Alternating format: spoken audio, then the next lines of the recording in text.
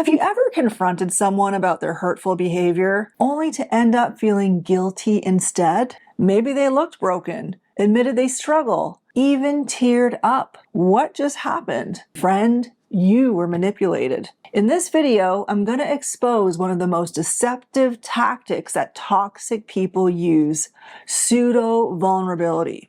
It looks like vulnerability, sounds like remorse, it may smell like openness, but it feels completely off. A narcissist's pseudo-vulnerability is actually a tool for control, and I'm going to show you exactly how to recognize it, how it keeps you trapped in guilt, and most importantly, how to break free. Now first, for those of you who are new to my channel, welcome. I'm Shaneen Megji. Welcome to my channel on Toxicity is Not Your Destiny.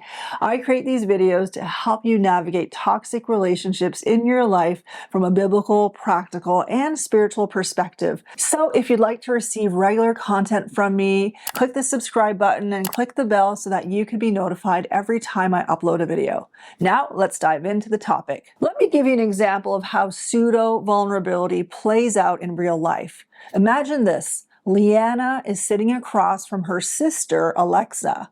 Her heart is pounding because she knows she needs to say something. Last night, Alexa made a cruel joke about Leanna's weight in front of their friends and family. It wasn't the first time, but this time she's not letting it slide.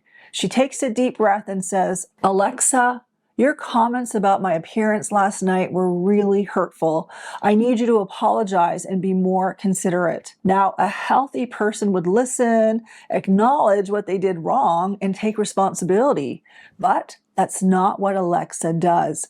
Instead, she sighs dramatically, runs her hand through her hair, and says, "Oh, Leanna, I know I messed up. I've always struggled with self-esteem, and sometimes I just say things without thinking. I guess I'm just a flawed person. I'm really sorry if I hurt you." For a second, Leanna hesitates. Alexa's words sound like an apology. She seems remorseful, but something feels off. Suddenly, Leanna is the one feeling guilty. Should she really be pressing Alexa when she's clearly struggling? And then it clicks. This is exactly how their conversations always go. Every time Leanna brings up an issue, the focus shifts away from Alexa's behavior and onto her emotions. And every time, nothing actually changes. Leanna has just encountered pseudo-vulnerability, one of the most insidious forms of emotional manipulation. So what exactly is pseudo-vulnerability? At first glance, it looks like honesty. The person seems raw, exposed, like they're truly opening up. But here's the difference. True vulnerability leads to change. It's about taking responsibility and doing better. Pseudo-vulnerability, it is a tool for avoiding accountability. Instead of facing what they've done, they use emotional displays to shift the focus. For instance, number one, they shift the blame instead of addressing their wrongdoing. They start talking about their own pain, their struggles, their past. Suddenly, it's no longer about what they did. It's about how hard things are for them. Number two, they make you feel guilty. Their vulnerability makes it seem cruel to hold them accountable. So you're left feeling like the bad guy for even bringing it up. And number three, they control the conversation. By making their emotions the center of attention, they steer the focus away from the harm they've caused. But here's the key to recognizing pseudo-vulnerability. It's not what they say, it's what's missing. Unlike true vulnerability, it lacks three things. Number one, a direct acknowledgement of wrongdoing.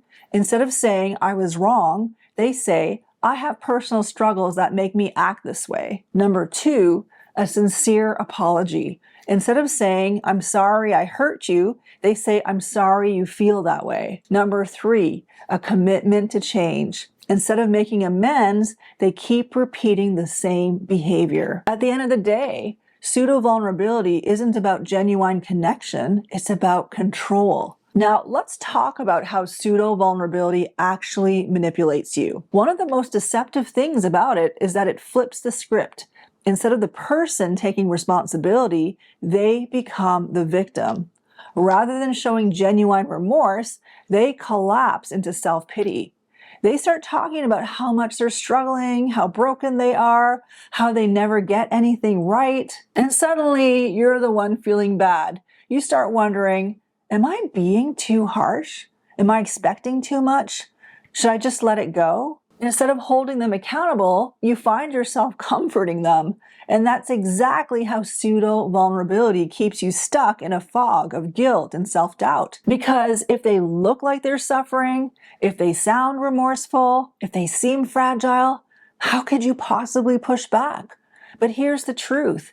Their emotions might be real, but they're being used as a shield to avoid responsibility. If you've ever walked away from a conversation feeling like you were the one in the wrong, which deep down you knew you weren't, you're not alone. Manipulators have a way of twisting things to make you doubt yourself. And on a little side note, that's why I created an ebook called 7 Red Flags to Spot a Narcissist at the Beginning of a Relationship, so that you can recognize these tactics before they take hold. This book is free and you can grab it by clicking on the link in the description box below or in the pinned comment below. So let's continue on. How does pseudo-vulnerability actually play out in manipulative relationships? There are 3 major ways that toxic people use fake vulnerability to keep you emotionally trapped. Number 1, deflection, shifting the focus to their own pain. Number 2, playing the victim, guilt-tripping you into silence rather than taking responsibility. They might say, "You always focus on what I do wrong. Do you even care about what I'm going through?" And just like that, you're put on the defensive.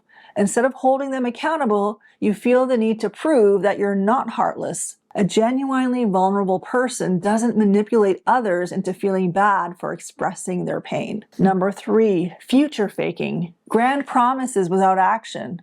After a big emotional breakdown, they swear they're going to change. They might say things like, "I swear I'll never do this again. You mean everything to me." Maybe they cry. Maybe they make a big gesture, but nothing actually changes. Over and over, they repeat the same harmful behavior, and you stay emotionally hooked, waiting for the day they finally follow through. The truth is, true remorse leads to real change. If someone keeps hurting you despite their remorse, their vulnerability is just another manipulation tactic. So let's move on to the second issue. Now there's one form of pseudo-vulnerability that's even more dangerous than the rest. It's when manipulators frame themselves as completely helpless, broken, or beyond saving. That's what I call weaponized victimhood. And it's powerful because it evokes deep sympathy. It makes it nearly impossible for people to hold them accountable. This is what makes weaponized victimhood so hard to recognize, because sometimes the narcissist might really be struggling. They might be going through real financial hardship. They might be battling PTSD or depression or another condition. They might have lost their job or their health or their home. But the question you have to ask is this: are they genuinely seeking restoration?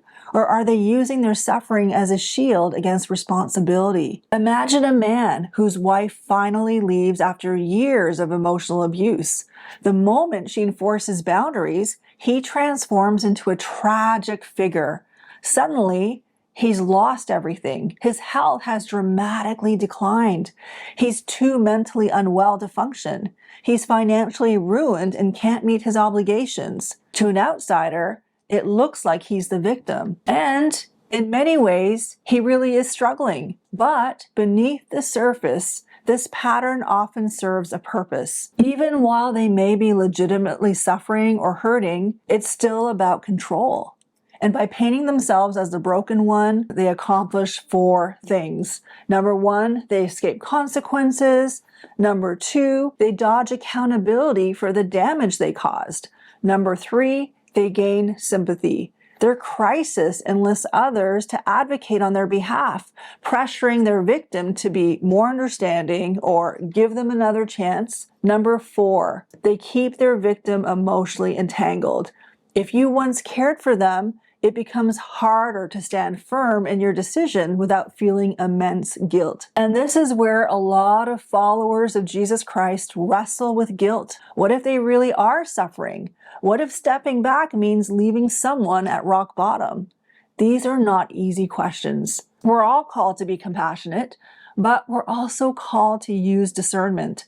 1 Thessalonians 5:21 says to test everything and hold fast to what is good. At the same time, Jesus commands us to love our neighbors as ourselves and to care for the vulnerable, like in the story of the Good Samaritan. So how do we know when to step in and when to step back? There's a big difference between someone who truly needs help and someone who is using their suffering to manipulate. Someone who is genuinely struggling may ask for help, but they also take responsibility.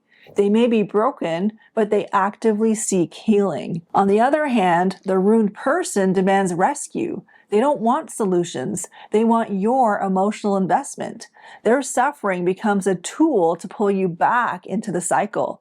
So, before you rush in, ask yourself these questions. Are they open to real solutions? Or do they only want relief on their terms? Are they accepting responsibility? Or is their suffering just another excuse for why they can't make amends? Do they want genuine help? Or do they just want to keep you emotionally hooked? Even when someone is struggling, they are still responsible for their actions. Galatians 6:7 says, "Whatever a man sows, that he will also reap." And often, God uses consequences to bring correction. But if we constantly shield someone from the fallout of their actions, we may actually be interfering with what God is trying to do in their life. But let's be clear, this doesn't mean we harden our hearts. Jesus teaches us to love our neighbors, and there are absolutely times when stepping in is the right response. The key is discernment. Are we truly helping someone in need, or are we preventing them from facing the accountability they need to grow? Think about the parable of the prodigal son in Luke 15 verses 11 to 32. The father didn't chase after his son to prevent suffering. He allowed him to experience the full impact of his choices.